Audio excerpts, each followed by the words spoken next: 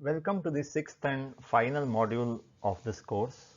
In this module, we'll go through the fines and penalties that can be imposed by the Data Protection Board in relation to non-compliance with the Act. The fines and penalties are primarily on the data fiduciary who has a load of obligations under this legislation.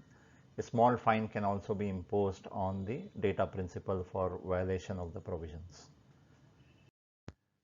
The financial penalty that can be imposed by the board for non-compliance is very steep and exorbitant. The penalty can go from 10,000 rupees to 250 crores.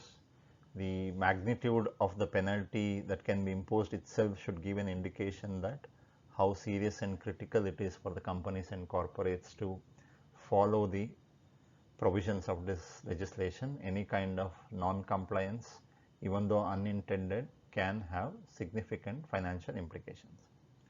The board will not blindly impose the penalty given that they are so steep, so they will look into a host of aspects including the nature, gravity and the duration of the offence, the type and nature of the personal data that is affected, and whether the data principal suffered any harm or gained out of this, and also whether the companies proactively acted in a manner to mitigate the non-compliance or they brazened it out through any kind of data breach, and also the aspect that the financial penalty imposed should be proportionate and effective to the offence committed.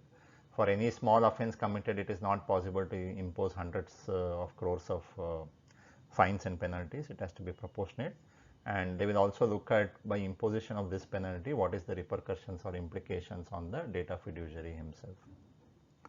There is only one schedule under this act, and that schedule provides the various violations and prescribes the penalty for such violation.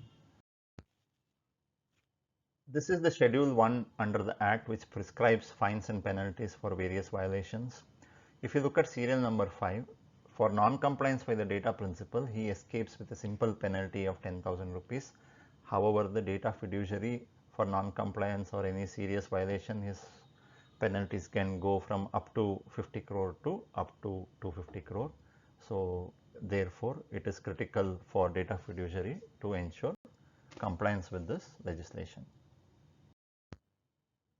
This is largely what we have at present in relation to the data protection regulation. We still need to wait and watch as to what kind of additional rules and regulations the central government will bring in to support the data protection bill.